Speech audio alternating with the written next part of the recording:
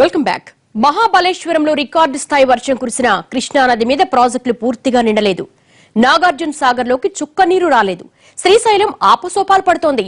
ఇలాంటప్పుడు ఏపీలో పంటలు పండాలి అంటే గోదావరి దిక్కు. గోదావరిలో సమృద్ధిగా నీరున్నా నదిపై ఒక్క భారీ ప్రాజెక్ట్ లేదు. ఏళ్ల తరబడి ప్రతిపాదనల్లోనే మగ్గిన పోలవరం నిర్మాణంలో బాలారిష్టాలు దాటలేకపోతోంది. ధవళేశ్వరం ఉన్నా అందులో 2 టీఎంసీలు మించి నిల్వ చేయలేని పరిస్థితి.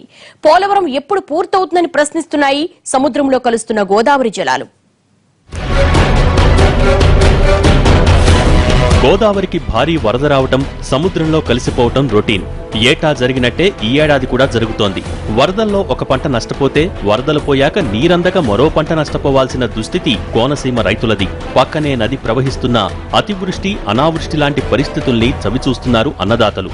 ఇప్పటికీ అలాంటి పరిస్థితులే ఉన్నాయి. ధవళేశ్వరం బ్యారేజీ కింద సాగులో ఉన్న 10 లక్షల ఎకరాలకు సరిగ్గా నీరందటం లేదు. గోదావరికి జులైలోనే వరదలు వస్తాయి. అక్టోబర్ తర్వాత నదిలో నీళ్లు కనిపించవు. అక్కడక్కడా ఉన్న ఎత్తిపోతల పథకాలే దిక్కు. ఓవైపు పంటలు ఎండిపోతుంటే ఏటా 2.5 టీఎంసీల గోదావరి జలాలు సముద్రంలోకి పోతున్నాయి. 7,20,000 ఏకర్స్ ఇరిగేషన్లోకి రావాలి. 960 మెగావాట్ పవర్ జనరేషన్ కావాలన్నమాట. యాక్చువల్గా 7,20,000 ఏకర్స్ మనం వినియోగంలోకి తీసుకురాకుండా ఉన్నామంటే ఎంత నష్టం మనం ఊహించుకోవచ్చు. ఎన్ని టన్నుల ఆహార ధాన్యాలు మనకు కోల్పోతున్నామో తెలుసుకోవచ్చు. చిన్న ప్రాజెక్ట్ ద్వారా పోలవరం కింద వినియోగంలో రావాల్సిన చిన్న ప్రాజెక్ట్స్ దాకా ఏదో కొంత వినియోగం చేసుకుంటున్నాం. అది సరిపోదండి. ఎందుకంటే ఎష్యూర్డ్ ఇరిగేషన్ రావాలంటే పోలవరం ప్రాజెక్ట్ తప్పకుండా రావాలి. ఈ 300 టీఎంసీ మనం యూటిలైజేషన్లోకి తీసుకురావాలి. గోదావరి డెల్టా పరిధిలోని 2 పంటలకు మొత్తం 264 టీఎంసీలు కావాలి. గోదావరి మీద ఎగువన నిర్మిస్తున్న ఎత్తిపోతల పథకాలు పూర్తయితే అక్టోబర్ తర్వాత కిందకు నీరు రావటం కష్టం. ప్రతిపాదనలో ఉన్న పోలవరం పరిధిలోని ఆయకట్టును కాపాడాలన్నా, ఇక్కడ రైతుల నీటి హక్కులు రక్షించాలన్నా ధవళేశ్వరం ఎగువన కనీసం 200 టీఎంసీల సామర్థ్యమున్న రిజర్వాయర్ తప్పనిసరిగా ఉండాలి. వృధాగా సముద్రంలో కలిసే వేలాది టీఎంసీలను పంట పొలాల్లోకి మళ్లించాలంటే పోలవరం నిర్మాణం తప్ప మరో ప్రత్యామ్నాయం లేదు. పోలవరం నిర్మిస్తేనే కృష్ణా డెల్టాలో సాగవుతున్న 13 లక్షల ఎకరాలకు సరైన సమయంలో నీరు అందేది. ప్రతి సంవత్సరం కూడా దాదాపు 2,000 నుంచి 3,000, ఒక సంవత్సరం 4,000, 5,000 టీఎంసీలు కూడా వృధాగా సముద్రంలో పోతున్న సందర్భంలో తప్పనిసరిగా పోలవరం ప్రాజెక్ట్ అనేది అత్యవసరం. అది అన్ని జిల్లాలకి, అటు విజయనగరం జిల్లా నుంచి ఇటు అనంతపురం జిల్లా వరకు ఇంట్రా బేసిన్ ట్రాన్స్ఫర్ ద్వారా, అలాగే రాష్ట్రంలో హైదరాబాద్ కూడా, ఎందుకంటే అక్కడ నీళ్లు కనుక ఆ రోజు కొంత ఆదా జరిగితే కొంత రావాల్సిన అవసరం ఉంటుంది. ఒక 5 టీమ్స్ ఏదైనా సరే ఎక్కడ జిల్లాలుగా రాష్ట్రాన్ని అంతటికీ ఉపయోగపడే ప్రాజెక్టు. అంత మాత్రమే కాకుండా 960 మెగావాట్ల విద్యుత్ కూడా చాలా అతి తక్కువ ఖర్చుతో ఉత్పత్తి చేసే ప్రాజెక్టు. ధవళేశ్వరం కింద సాగవుతున్న 10 లక్షల ఎకరాలు, కృష్ణా డెల్టాలో 13 లక్షల ఎకరాలకు ఒక్క పంటకే నీరందుతోంది. రెండో పంటకు నీరందించాలంటే 2 టీఎంసీల నీరు అవసరం. సీలేరులో నీళ్లుంటే 1 టీఎంసీ విడుదల చేసి కష్టం మీద ఆరుతడి పంటల్ని కాపాడుతున్నారు. దీంతో 2 ఏళ్లకోసారి రెండో పంటను నష్టపోతున్నారు డెల్టా రైతులు. కొన్నేళ్లుగా కృష్ణా జలాలు జూరాల దిగి రావటం లేదు. ఇలాంటి పరిస్థితుల్లో డెల్టా రైతుల గొంతు తడవాలన్నా, కోట్ల రూపాయల విలువైన పంట కాపాడాలన్నా పోలవరమే దిక్కు. ఈ ఏడాది గోదావరికి జులైలో వరద రావడంతో పట్టిసీమ ద్వారా నీరందించడంతో డెల్టాలో సకాలంలో నార్లు పోశారు. పోలవరం కుడి కాలువ వల్లే ఇంత ప్రయోజనముంటే మొత్తం ప్రాజెక్టు పూర్తయితే ఎంత లాభమో ఆలోచించండి. 530 టీఎంసీలో పోలవరం ప్రాజెక్టుకి యాక్చువల్గా నియర్లీ 300 టీఎంసీ యూటిలైజేషన్లోకి వచ్చే అవకాశం ఉందన్నమాట. పోలవరం ప్రాజెక్టు కట్టకపోతే 300 టీఎంసీ కూడా కాదు. మరి ముఖ్యమైనది గోదావరి డెల్టాకే ముఖ్యమైన మిగిలిన దాని తక్కినంతా మీడియం ప్రాజెక్ట్స్, మైనర్ ప్రాజెక్ట్స్ అటువంటి వాటికి ఉంటుందన్నమాట.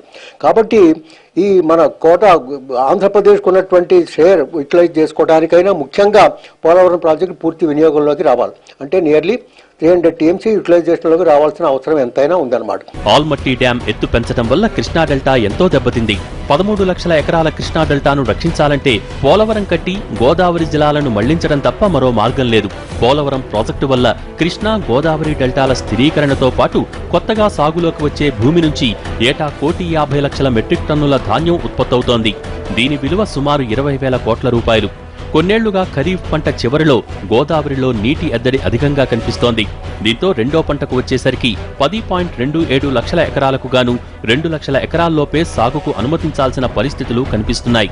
గోదావరి మీద కూనవరం ఎగువన కడుతున్న ఎత్తిపోతల పథకాలు పూర్తయితే రెండో పంట మాట దేవుడెరుగు, మొదటి పంట కూడా ఆశలు వదిలేసుకోవాల్సిందే.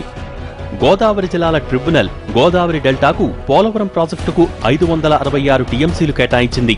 ప్రాజెక్టు నిర్మాణం పూర్తి కాకపోవడంతో ఇవన్నీ ఏటా సముద్రంలోనే కలుస్తున్నాయి.